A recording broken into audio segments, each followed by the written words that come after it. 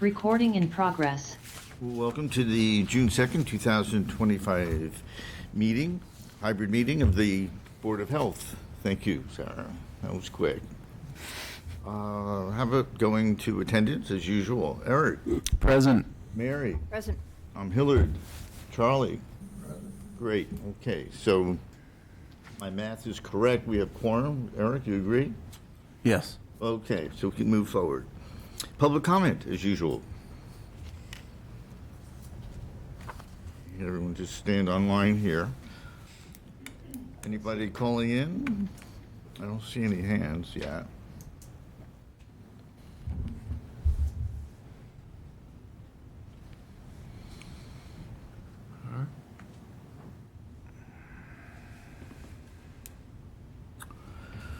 Well, what do you think? This is it on questions tonight? Yeah? Okay. Okay, we're up to number 4 already, actually. Barry, maybe you can make an introduction here for us? Yes, this is Adam. I'm going to mess up your last name. Doffler. With the Veterans Outreach Program Specialist. Adam and I met each other at the Cape Cod Hoarding Task Force probably 5-6 years ago. He has amazing outlets for our veterans. And I've sent him some people, and he was just telling me, gave me an update for one that here in town that he's doing really good. So I liked what Adam has and what he can offer for our town, for the people of Yarmouth and everybody that's listening. So Adam's got a little PowerPoint for us. So Great. Welcome. Thank you so much. Thank you, Barry, and thank you, Board of Health, for having me here today. I want to talk about a little bit of education and awareness for veterans, veteran family members, and community partners. My name's Adam Doffler. I'm a Marine Corps combat veteran.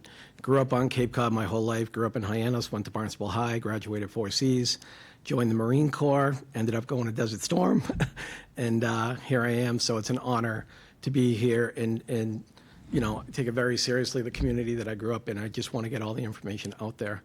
The Vet Center program was established in 1979 by a triple amputee Vietnam veteran named Max Cleland. Senator Cleland came back from Vietnam. He lost 3 limbs in a grenade incident and went to the VA for help.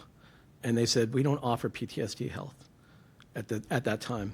So he took it real personal, went back to school, became the senator of Georgia, and in 1979, they signed the legislation for vet center programs, PTSD readjustment mental health clinics in your community.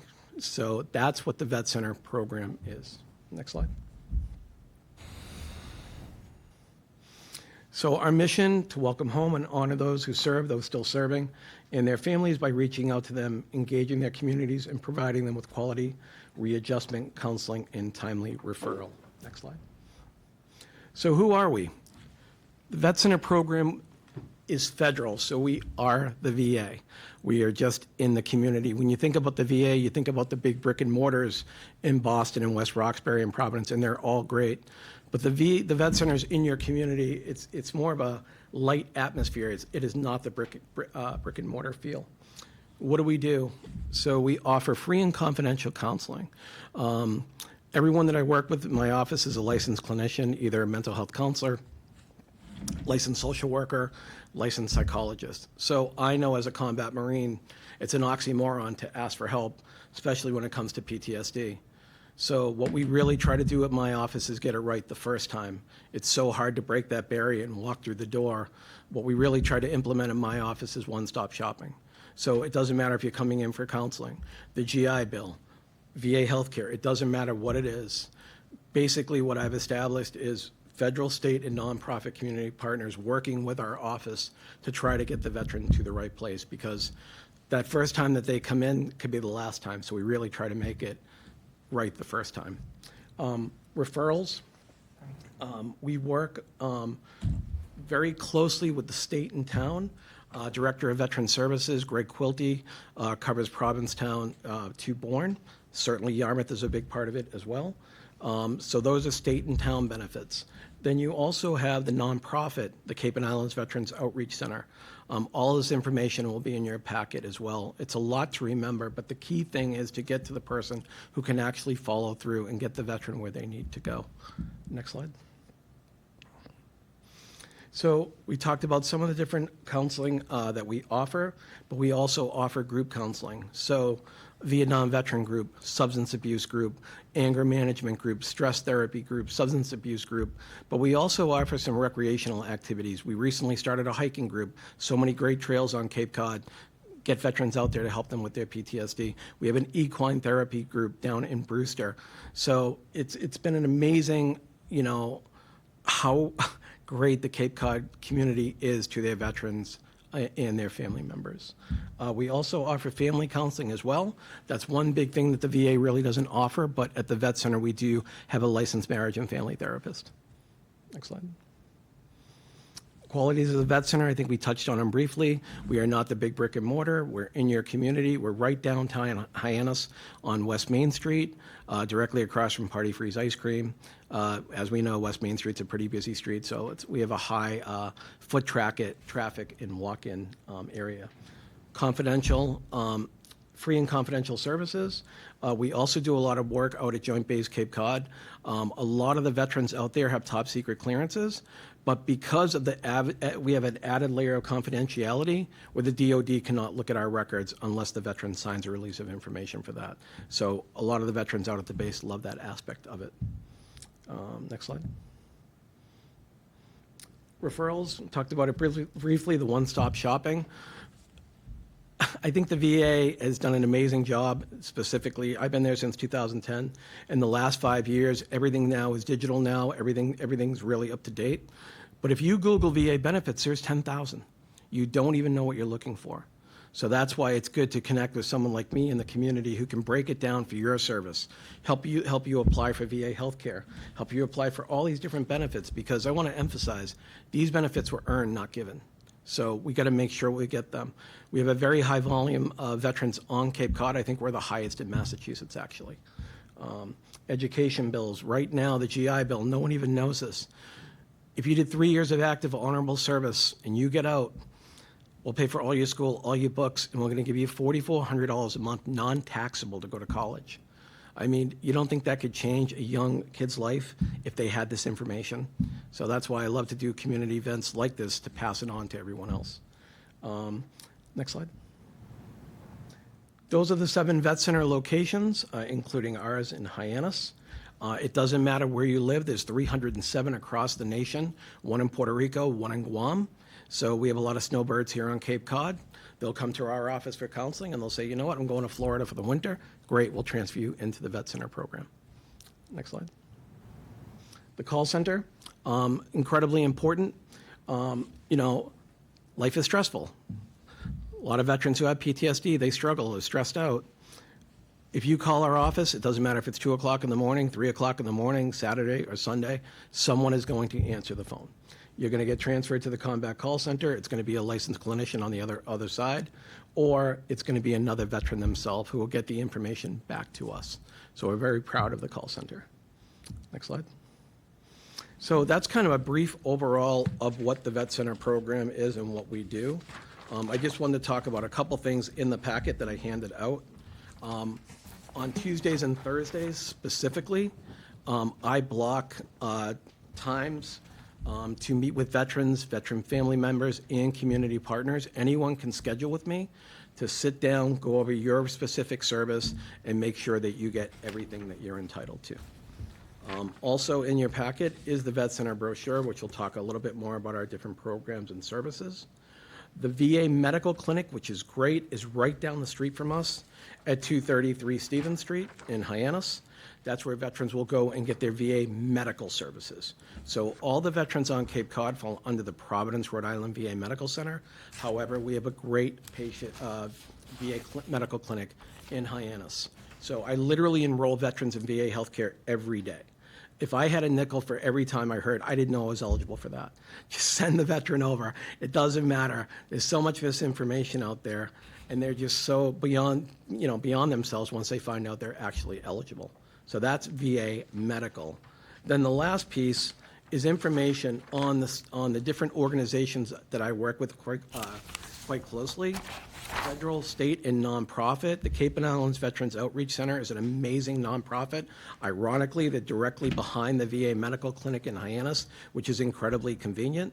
They have an incredible food pantry that they have on Thursday. I believe they serve over 200 veteran families every Thursday. It's it's a line down the street. Also, what are the two biggest barriers to care on Cape Cod? Housing and transportation. So they run 2 different veteran housing facilities, one in Hyannis on Pitcher's Way, and the other one is in Dennis. So it's communal living, and I believe there's 10 rooms for veterans, so they manage that housing as well. They also offer transportation. So we've had veterans who live in Provincetown, or Orleans, or Chatham, and they have an appointment in Boston at the Jamaica Plain VA, but they don't have a car. The nonprofit organization, if you're found eligible for their program, they have driven veterans to Jamaica Plain, waited for their medical appointment, and drove them back to the Cape. How much would that be? $400? $500? So there's all these great resources out there, and that's why it's so important to do events like this. Also, the fun part of my job as the outreach coordinator, on the other side of your packet, I schedule veterans outreach presentations all the time, all over the Cape. I actually just recently spoke at the Yarmouth Council on Aging, but we do have one coming up on June 10th. Like I said at the outset, I am very inclusive. We're all in this together. So the nonprofit, the Cape and Islands Veterans Outreach Center will be there. I'll be one of the speakers. And then you have the town of Barnstable. They'll talk about town benefits and state benefits. In addition to that, the Bourne National Cemetery will be there as well. So it's 10:30 to noon on June 10th at the Barnstable Adult Community Center. If you guys are available, please come by. You'll learn a ton. Also, please refer any veteran or any member in the community to this. So every time, I've been doing it for forever, and I learn something every time I go as well. Finally, another fun part of being the outreach coordinator is I get to schedule fun veteran events. Try to get veterans out of their house, get them to do certain things. We all have that camaraderie as veterans, but we also like to enjoy it with different people in the community. So the Hyannis Harbor Hawks, I cannot say enough about them. They have really wanted a Veterans Appreciation Night for many years. We started doing it about 2 or 3 years ago. Last year, we had over 80 veterans and their family members come. We have all the veterans come onto the field to honor them. The Harbor Hawks give free hamburgers and free hot dogs. It's an amazing, amazing day. So I encourage all of you to come. So that's kind of my spiel on the Vet Center and what I do out in the community. It's an honor to help veterans every day, and that's pretty much me. That's great. Board members? So the Veterans Outreach Center, is there any duplication of services there, or? Not really. Like I said, our mission is the counseling aspect. But I am also, kind of the go-to person on the Cape to refer veterans for any benefits that they may be entitled to.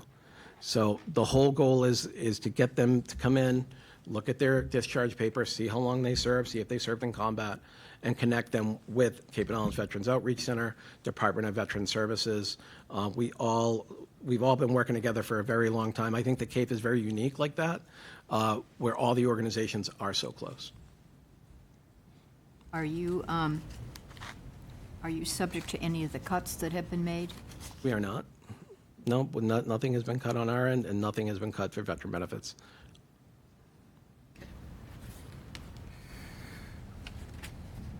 Thank you for your service.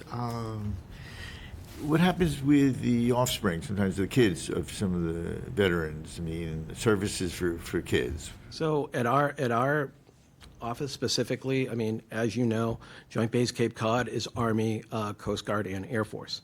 Sometimes the Army National Guard members, they do deploy. Sometimes the Air Force or Air National Guard, they do deploy. So while they're on deployment, as long as the veteran is okay with it, we are certainly eligible to see the spouse and the children as well. And how about the veterans then, after they're out of the service? That's actually a big part of my outreach. So when any returning member comes to Cape Cod, they call me specifically to meet with them and talk to them about programs and everything like that.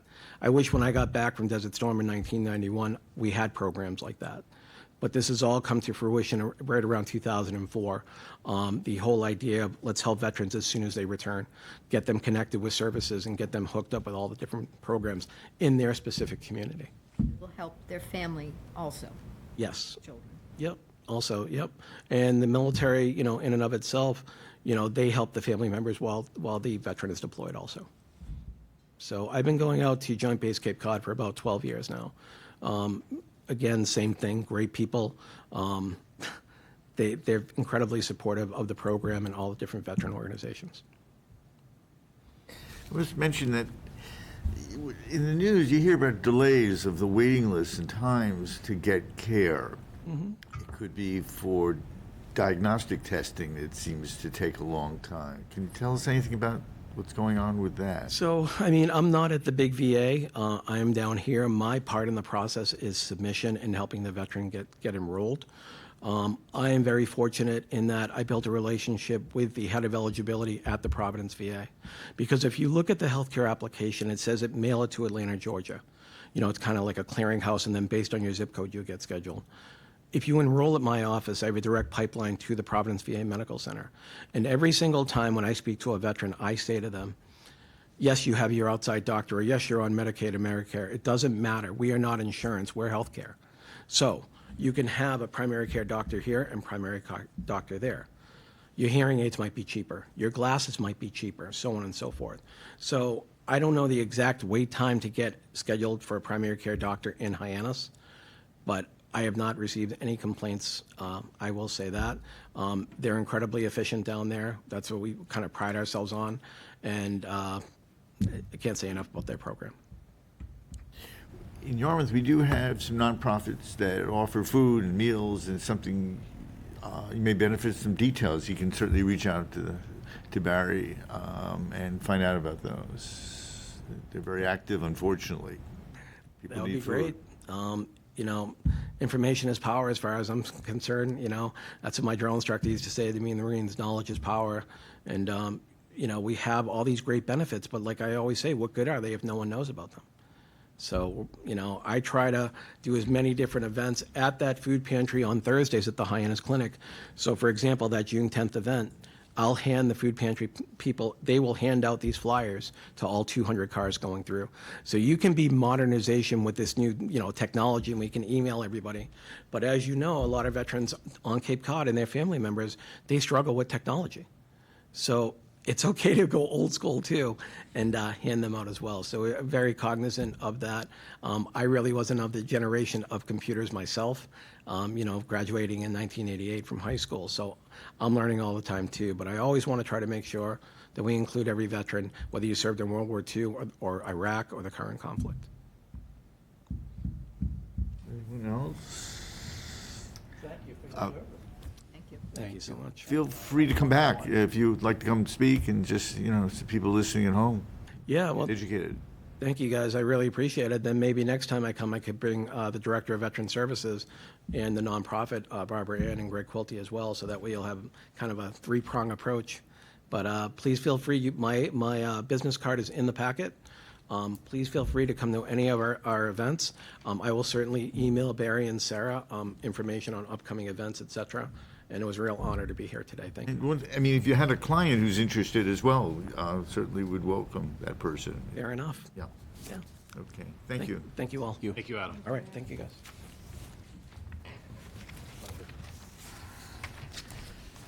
Okay, number 5 here is vegetation management, and we're honored to have Carl Lawson here tonight. You don't have to introduce yourself, Carl. Okay, hello, everyone.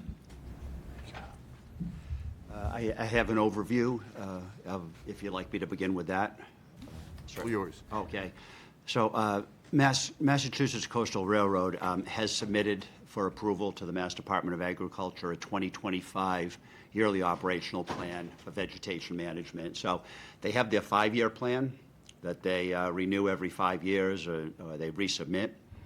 perhaps with revisions. But the 2025 yearly operational, that means they have concrete plans to be active in Yarmouth, treating the right-of-ways this year. And as with the electric company plan, which we spoke about a couple of weeks ago, Mass General Law designates the Mass Department of Agriculture as the sole regulating authority of pesticides. The 2025 plan describes how vegetation will be managed in Yarmouth on the railroad right-of-ways. And this year they have 2 time periods during which they'll be working, and that is June 13 and July 21 for the railroad road bed itself, and then between August 4 and September 30 for brush application to non-sensitive areas. The Mass Coastal Railroad lines in Yarmouth extend from the Barnstable Town Line. They parallel Willow Street heading north, north and south to Cross Street in Yarmouth Port, and then east to the Yarmouth Barnstable Regional Transfer Station on Workshop Road, which is just off of Station Ave. The YOP plan, the yearly operational plan, it's integrated pest management, so it's mechanical cutting, not just the herbicide applications. They use that combination of techniques.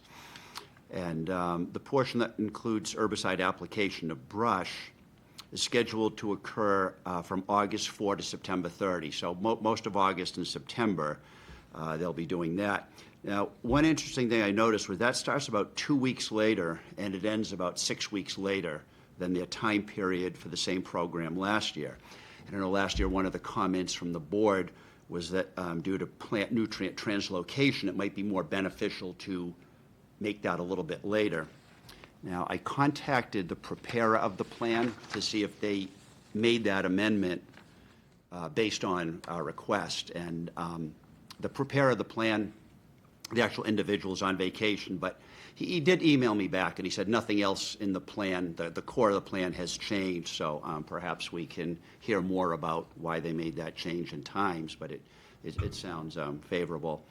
The areas are delineated by the pesticide applications to wetlands, surface waters, and public and private water supply wells. So as you get closer to those bodies of water or those wells, the herbicide application is more restricted or completely restricted.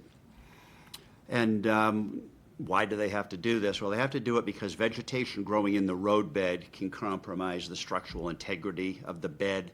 It can either inhibit snowmelt and rainwater from draining away, and also if roots get into the roadbed and then the plant grows, it can break the ballast away that way, making the tracks unstable. Also, if vegetation gets caught between the steel wheels of the train, that can really increase the stopping distances, so there's a number of safety considerations. Dry vegetation near the right-of-way can catch fire, both from sparks from the train and crews working, because a lot of the work may involve cutting or grinding, so they need to keep it free of vegetation for that reason. And also, there's a possibility of sparks from the diesel locomotives. The visibility of railroad signs and signals can be obstructed by vegetation. The vegetation can also foul railroad signal and communication lines. Inspections of the tracks and structures, which are done both by vehicle and by foot, can be compromised if they can't get a good view of the track infrastructure and the ballast. And it can just generally interfere with the safety of the railroad workers. So last year, on behalf of the Board of Health, I submitted a comment letter dated May 28. There's a copy in your packet, and a second letter dated June 20th in 2024. And TEC Associates responded to both letters. So we have one response letter from them, and that is included in your packets as well. And within that packet, the preparer of the plan addressed the concerns in both comment letters. So, based on that, based on your feelings from last year and the comment response we received, I prepared a comment letter for this year, which is in draft form in your packets. So you can consider that and let me know whether or not you'd like me to submit it as it is, or if you request any revisions, I can complete those also. And the one other item I wanted to mention that I didn't put in your memorandum is that I may have more private wells to add, because there's been a new database made available to me. I haven't reviewed all of it yet, so I'm planning to finish that tomorrow morning because the comments are due by the end of business Friday. So I might have some more private wells to add. And that's everything I have.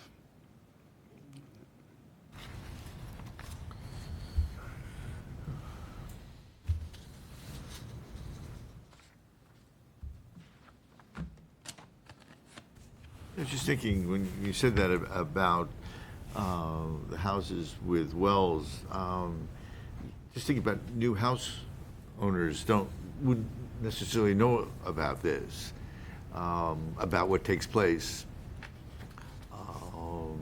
Are they notified in some way? Is it, if someone just buys a house here, a lot of people wouldn't have a clue of what this entails, that they happen to have a well, their own well. And I'm not looking to you for the answer, I'm just thinking out loud. Same way someone comes here and they're on a septic system, sewering rather, where they come from, they don't know anything about septic systems here. Yep. One neighbor system failed because it was never pumped. The person never knew about that. It's a new house owner, and for 50 years had a sewering system. That's all. I was just thinking of new owners here, people coming here. I think the way they'd be notified is the company does door hang tag notices 48 hours before application. So that's, to the best of my knowledge, that's the first way someone would become aware of the program. Okay. Unless they were following the Environmental Monitor or a state publication that contains the notices. So it's probably the door hang tag would probably be their kind of first knowledge of the program. Right. I just had noted that on the June 3rd letter, page 3, just all the CCs there. It looks like Jay is listed as the health director for the Board of Health. Looks like by email to Jay Gardner. So are you referring to health director for the health department here?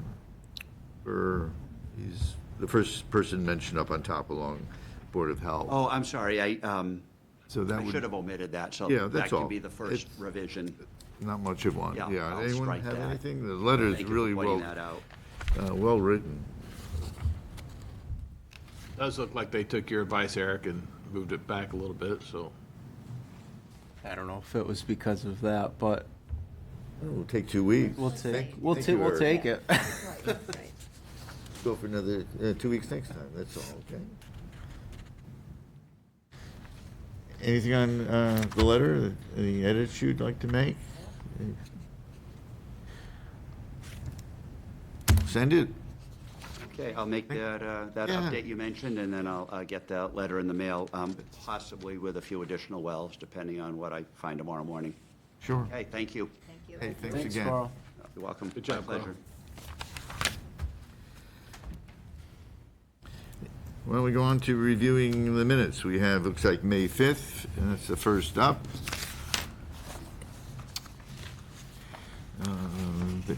Both dates are in your packet. Any comments? Anything needs to be edited at all? They look great to me, but anyone? Guess not. We can probably handle these together. How about the May 19th minutes? Which I thought were great also. Anyone? I move that we accept the May 19th, 2025 meeting minutes of the Yarmouth Board of Health. And the May 5th, maybe? I can't do that because I wasn't there. Oh, okay. There you go, you're absolutely right. So why don't we vote on May 19th? Anyone want to second that motion? I wasn't here at May 19th, so I don't think I can. Uh-oh. Vote So on we're that. still, Okay. we'll hand them Well, back to you. you can three hand could them vote out on the again. 19th, then I could vote on the 5th. Right? That's why I said May 19th Well, we can- separately. Yeah, but you three were all here. Okay, so let's see if we can pull this off, maybe. Your method is going to be better than anyone else's here, just based on age. Anyway, okay, so for the May 5th, we don't have, So I can make the motion for May 5th, you can make it. and I can vote on it. Yes. But There's two. I can, Larry cannot. Charlie can. Oh, no, he wasn't here. No. He was I'm absent. sorry. That's one down. Okay, so that one's Let's take a done. look at the May 19th. Oh, So Mary and I won't no, be you can't enough. do that either. Okay, you're right. 0 for 2. 0 for 2. So we'll take those back again. And just give them out, are we, Yeah, don't, no, don't we'll- count on we'll- us to keep them, have them here. It's only June, we'll get there at the end of the year. So those go back. Okay. How about some new or old business? Anyone on the board or the health department? So the last meeting, we voted on to move Carl's, the hazmat permit from the fiscal year to the calendar year. You guys all voted on that. We put it upstairs, and it has been accepted upstairs. So we are moving forward with that. So that's a good thing. The next thing I have is on the Barnstable County website, their website's amazing. We're trying to get there. Sarah was on a meeting today for about 3 hours trying to figure out how to update our website. So ours is a work in progress. But there's some really good tick information out there on the Barnstable County website. If anybody watching online or in the audience, there's some really good tick information out on the Barnstable County Health website on ticks, because it's big tick season right now. So anything you can do to help protect yourself, it's what we can do. So I just wanted to pass that along. As for the website, an example here is for veteran benefits. It may be something what people in town hear, what's available, something to have on the website. Yeah. Hey, Go ahead. Go ahead. And then I also got an update for 16 Nauset Road. Just got back, town administrator last year had approved to waive the dump fee. She opted not to do it. I reached back out to him. He said that that offer is still on the table. So we're just waiting to see who she's going to choose for the cleanup, and the offer is still on the table to waive the dump fee for, which is going to be good. That'll help clean up that area. And then we also have on Wednesday, it's the plastic reduction meeting that myself and Mary will be attending. Hopefully you'll be attending, Mary. I don't want to speak for you, but it's 3:30 at the Police station. Yarmouth Police Station. So, I just attended the RAC meeting. There wasn't one last month. It was canceled. Jeff and Lori and a couple of the contracting people were on vacation, but we did get an update. There's still a lot going on. We had an interesting letter from a condominium association, I think it's called Mill Pond Creek, and they wanted to be considered for hooking up to the sewer system at some point. They're not on the list of the phases that are coming up. But what I thought was interesting is they have their own sewer system, but it's become very expensive. And so connecting up for them, the connections are all there already from the individual houses, and so they'd just be connecting to the main collection pipe. However, they would like to have, in the future, there's 61 residences now, and they'd like to have 61 additional homes. So I thought that was interesting. I didn't know that was there and how it was operating, so. And apparently the town is working on coming up with some more common language in terms of what's happening with the project, so that people, they could put on it the kinds of reports that we get, but, I like to go to the meeting and hear them actually talk about what it is and explain, because there's usually questions, and just putting that online would not, I think, be very helpful. So they're looking to come up with some more common language and incorporating progress reports and acknowledging that it is frustrating They talked particularly about, which was interesting to me because I come this way, the Wood Road Station Avenue intersection that apparently has been very dangerous for people. So they are working on doing something with the police department, of course, and I think it's going to be something like an emergency four-way stop. So, Good. and things are just, moving along. The pump conflict has not been resolved yet, but the select board has been working on it, and. Is that the this- one at the Cranberry Bog. Cranberry Bog? And Mr. Rittenhour said that probably July or August, the select board should have a final decision. They've looked at different options, and they're still kind of ironing out details, I think, on at least one of the options. So contract number 6, which is Higgins Crowder Barnstable, is on hold for now until that is resolved. You know. Things are moving along. Thank you for going and reporting. I have to leave early, but I go, and I get most of the meetings, so. We have a few of those larger condo complexes that have their own Really? wastewater. The Kingsway, I know they have a very nice, good system over there too, so. How about, the man from Mill Pond mentioned Davenport Apartments were close to them. Does that have its own sewer system, do you think? Do you- Davenport apartments are all over town, so Oh, okay. You mean They- in front of the new one? I don't know. Oh, okay. I have no idea. Yeah, they're scattered all through town, so. okay. And apparently, they did ask Barnstable about hooking up, but Barnstable at this point has no plans to go beyond Willow and Route 28. I guess possibly they'd go to the line, the Barnstable line, but right now, it's where all that construction has been going on Willow Street there. Okay. Anything else? New or old, anyone?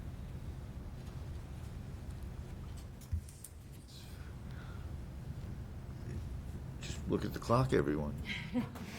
Whoa, another record. Yes, there is sunlight out there. Okay, so, next meeting, I guess it's 14th, it'd be 16th? No? July 7th. July, I'm not going to be here on the 16th. It's, I thought you guys discussed maybe not having one. There's nothing on the agenda to date so far. There's- Nothing, good. Okay, all right. Something comes up, we need to have a meeting, otherwise I'm fine with that. Everyone else, be okay with that? We used to take July, August off anyway, I'm fine with that. but, I mean, if there's You something. would still have to come to the office, though. Right, unfortunately, yeah. If there's something that comes up, we're ready to meet. So July 7th, we're good for the next one? That's fine. Is there any topics you would like me to try to bring a speaker in for that you might be interested in? July 7th is the hearing for the Yes. green burial. Do we Should be expect a quick. crowd? One. I'm sure he'll be here. Hopefully there's a second, maybe his dad will be listening at least. Yeah, Yeah, maybe, hopefully there's two. meet him. Yeah, Yeah. if there is one. We just assumed there is a real person. I've met him. Okay, He was there during the perk, or not the perk test, but during when we were doing the soil evaluation, so. Oh, okay, good. well, if you want to do this now, we can do this. Anybody, a motion to leave? I move we adjourn. Got it. All in favor, say aye. Aye. This meeting is adjourned. Thank you, everyone. Recording stopped.